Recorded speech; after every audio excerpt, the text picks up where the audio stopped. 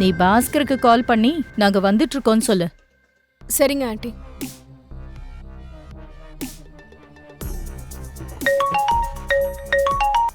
Hello. Hello Bhaskar. சொல்லுங்க madam. நீ குவார்டர்ஸ்ல தான் இருக்கியா? உன்கிட்ட கொஞ்சம் பேசணும். இதோ நாங்க இப்பவே கிளம்பி வரோம். ஐயோ, ஆபீஸ் வேலை விஷயமா சார் என்ன சென்னைக்கு அனுப்பியிருக்கார் மேடம். நான் நாளைக்கே திரும்ப வந்துடுவேன்.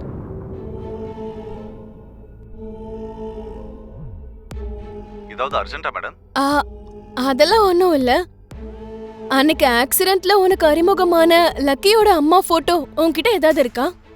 என் பழைய போன்ல இருந்துச்சு மேடம்.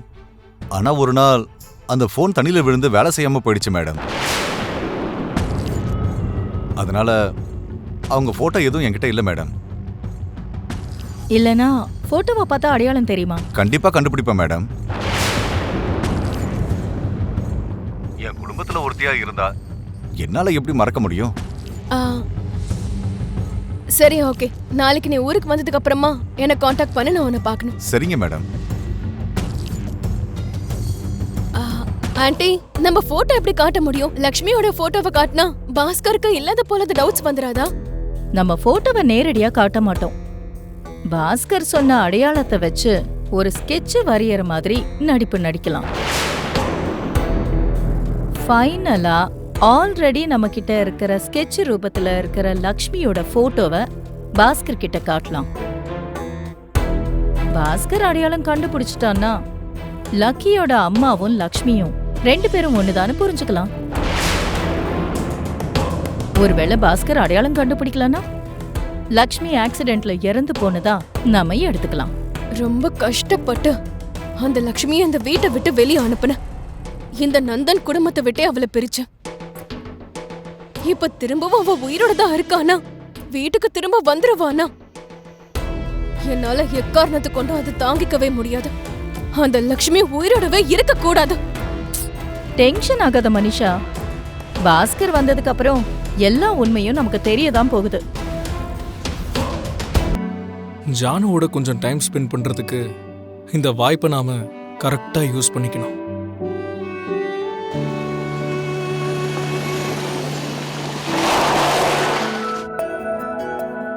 ப்ரோ, உங்க வீடு இங்கேயா இருக்கு? எங்க வீடு இங்க இல்லையே. சித்தப்பா, என்னது ஜானு டீச்சர் வீட்ல நிறுத்திருக்க? அது நீங்க 2 பேரும் ஜாலியா ஃப்ரெண்ட்ஸ் ஆயிட்டீங்க. இப்போ 2 பேரும் சேர்ந்து டைம் ஸ்பெண்ட் பண்றீங்க. ஒருத்தங்க வீட்டுக்கு இன்னொருத்தர் போறீங்க. உங்க 2 பேருக்கும் ஜானு டீச்சர் ரொம்ப ஃபேவரட்ல. ஆனா நீங்க ஜானு டீச்சரையே மறந்துட்டீங்க. இல்ல சித்தப்பா, அது பாவம், தனியா இருப்பாங்கல்ல. சண்டே அவங்களையும் வீட்டுக்கு இன்வைட் பண்ணலாம். நல்லா சந்தோஷமா உங்களுக்கு சமைச்சு போடலான்னு உங்களுக்கு யோசனையே இல்லை. அப்படிலாம் ஒண்ணும் இல்ல சித்தப்பா, எனக்கு அப்படி ஒரு ஐடியா வரவே இல்ல. உனக்கு ஐடியா வரணுங்கிறதுக்காக தான் நான் இங்க கூட்டிட்டு வந்தேன். சரி, ஓகே. ஜானு டீச்சரையும் நம்ம கூட கூட்டிட்டு போலாம். ஓகே, நீ எப்படி சொன்னா அப்படி. நீ ஒரு முடிவெடுத்ததுக்கு அப்புறம் நான் முடியாதுன்னு சொல்லிருக்கேனா? சரி சித்தப்பா, உன் போனை கொடு. ஹலோ, எதுக்கு ஃபோன் பண்ணிருக்க? உன்னதான் கேக்குற, எதுக்காக ஃபோன் பண்ணிருக்க? ஃபோன் பண்ணணும்னு தோணுச்சு, கொஞ்ச நேரம் பேசணும்னு தோணுச்சு, அதனால தான் ஃபோன் பண்ணேன். யார் பேசுறீங்க? ஜானு டீச்சர், நான் லக்கி ஃபோன் பேசிட்டு இருக்கேன். ஓ லக்கி, நீயா? என்ன டீச்சர், எங்க சித்தப்பா கிட்ட நீங்க இவ்ளோ கோவமா பேசுறீங்க? கொஞ்சம் ஸ்வீட்டா பேசலாம்ல டீச்சர். லக்கி, அதெல்லாம் உனக்கு சொன்னாலாம் புரியாது. அதற்கிட்ட நீ எதுக்கு ஃபோன் பண்ண? நான் சித்தப்பா ஜுன்னு இப்ப உங்க வீட்டுக்கு முன்னாடி தான் இருக்கோம். கொஞ்சம் வெளியே வரீங்களா? இங்க வந்திருக்கீங்களா? எதுக்காக? நீங்க வந்தா நான் சொல்றேன். சரி சரி, இதோ வரேன்.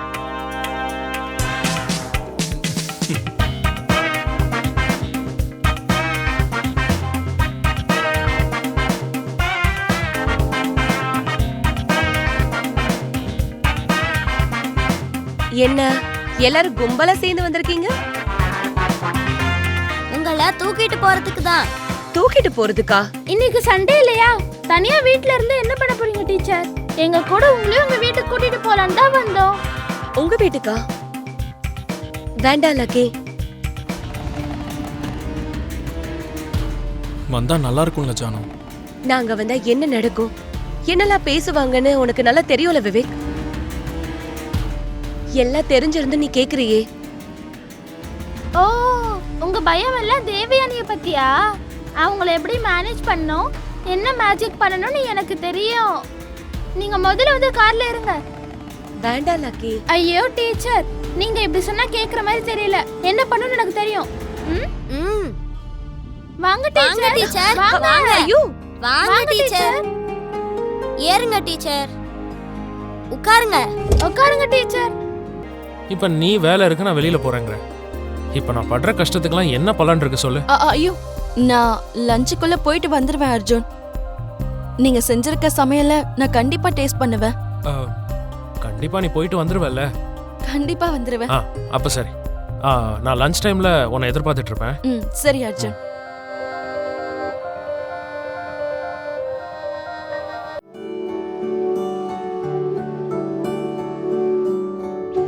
கடவுளே, லக்ஷ்மி அம்மா இந்த நேரத்துல வெளியே கிளம்பி போறாங்களேம்மா.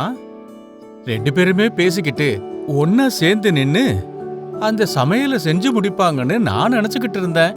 செல்லம்மையா, நீ ஓவரா தான் கடவுள் கண்டுகிட்டு இருக்க. வேலை எதுவும் இல்லையா? போய் வேலையை பாரு. சரிங்கம்மா. இவ்ளோ நாளா ஜானுக்கும் விவேக்கும் ஏன் கல்யாணம் நடக்கல? அவங்க 2 பேரும் ஒருத்தர் விரும்பியும் அவங்க 2 பேரும் ஒன்னு சேர ஏன் யோசிக்கிறாங்க?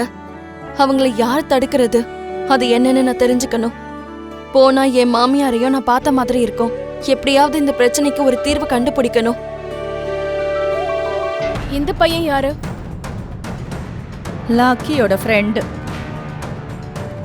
சண்டே லஞ்ச் பார்ட்டிக்காக கூட்டிட்டு வந்திருக்கலாம். இவளுக்கு இப்பவே ஃப்ரெண்ட்ஸ் பார்ட்டிலாம் தேவைதானா?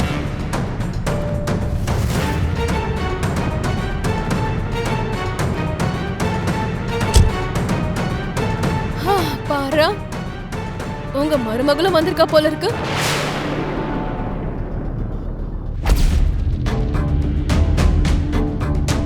சிச்சி, அந்த சனியனை போய் ஏன் மருமகன்னு சொல்ற? அவ எல்லாம் என் கால் நகத்தை கூட தொட தகுதி இல்லாதவ.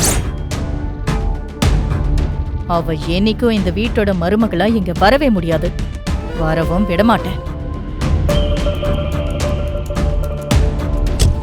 ஜுன்னு, இதான் என் வீடு. எப்படி இருக்கு? ரொம்ப சூப்பரா இருக்கு. வா